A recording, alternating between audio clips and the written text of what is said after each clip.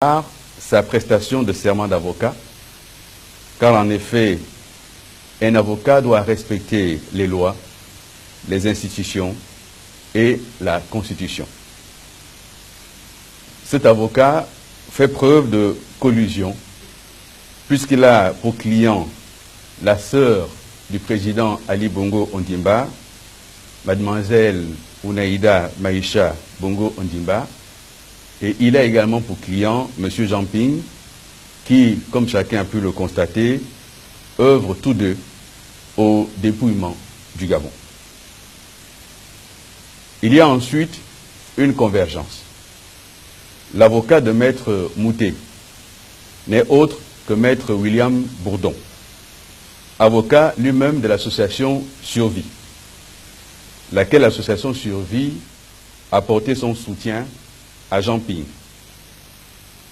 Maître Bourdon est également membre du conseil d'administration de l'association Sherpa, qui œuvre dans le cadre du dossier relatif aux biens dits mal acquis.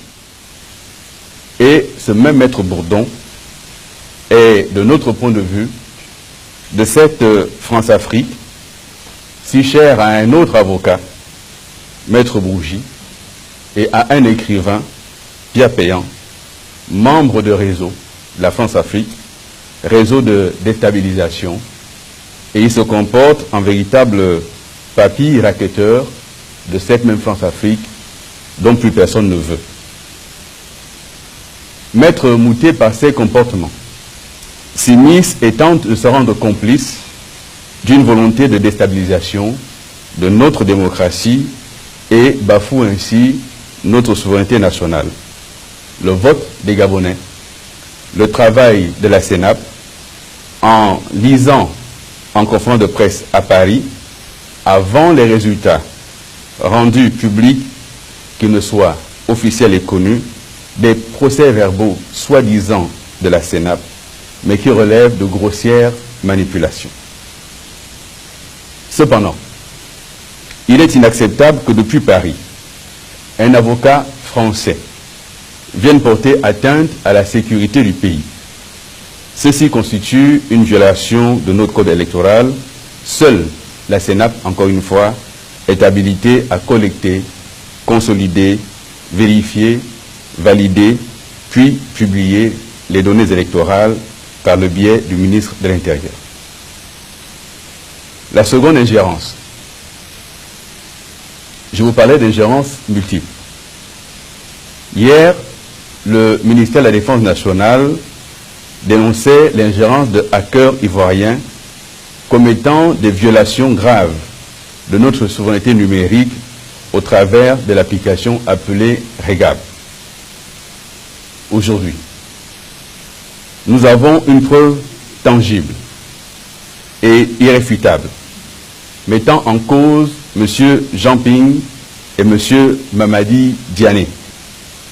Ce dernier est conseiller du président de la République de Côte d'Ivoire, dans un complot visant à faire démissionner ce jour des membres de la CENAP par corruption.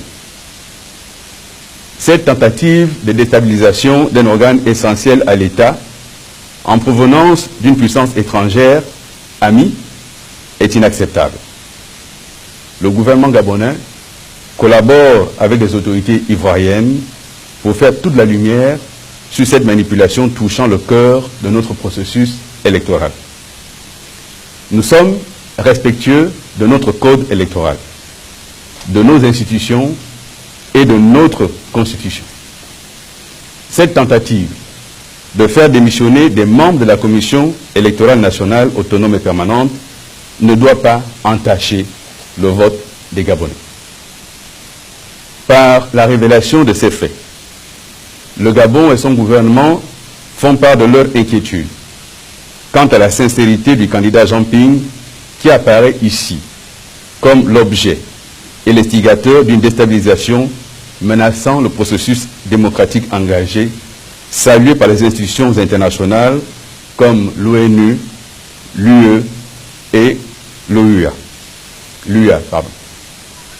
L'ingérence étrangère, où se retrouve le candidat Jean Ping, montre bien son intention.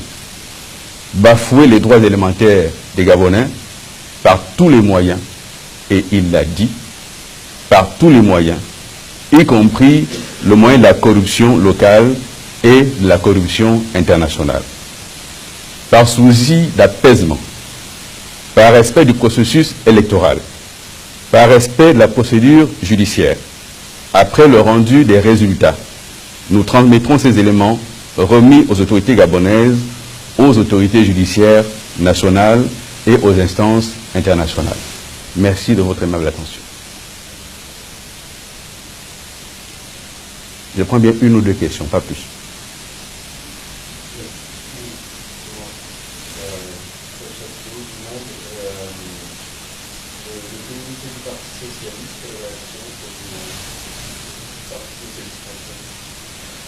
Le Parti socialiste français, par cette ingérence, mais par les mêmes canaux, les mêmes avocats, membres de la France-Afrique, montre encore une fois son incapacité à comprendre le fonctionnement des démocraties africaines. Et ce communiqué semble en machine, puisque à chaque élection, c'est le même communiqué qui est émis et qui est toujours favorable aux candidats de l'opposition, comme par hasard. Et donc nous rappelons au Parti socialiste français que le Gabon est un pays souverain, qui a des relations avec d'autres États de par le monde, une relation privilégiée avec l'État français depuis des décennies, et que de ce point de vue, le Parti socialiste français serait bien avisé de respecter la souveraineté du Gabon. Oui.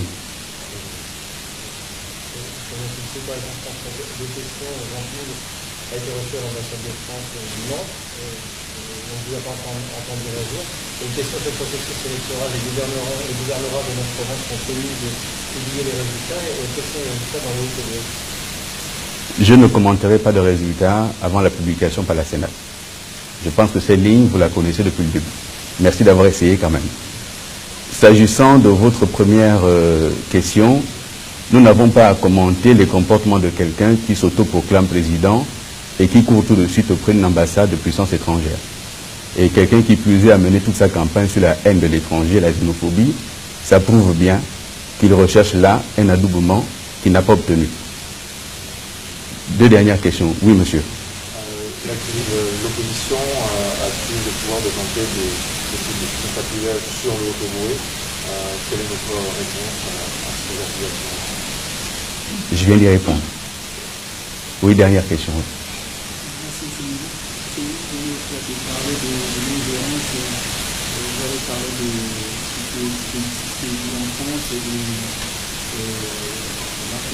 Est-ce que le gouvernement gabonais a contacté les autorités françaises et ivoiriennes pour les représenter cette situation?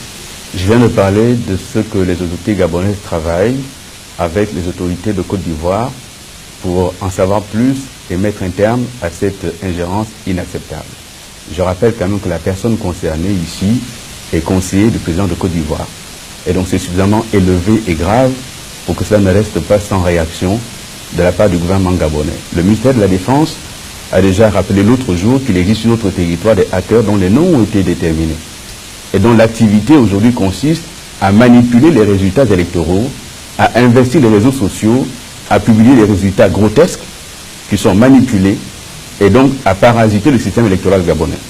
Ceci ne restera pas sans conséquence. Merci, mesdames et messieurs.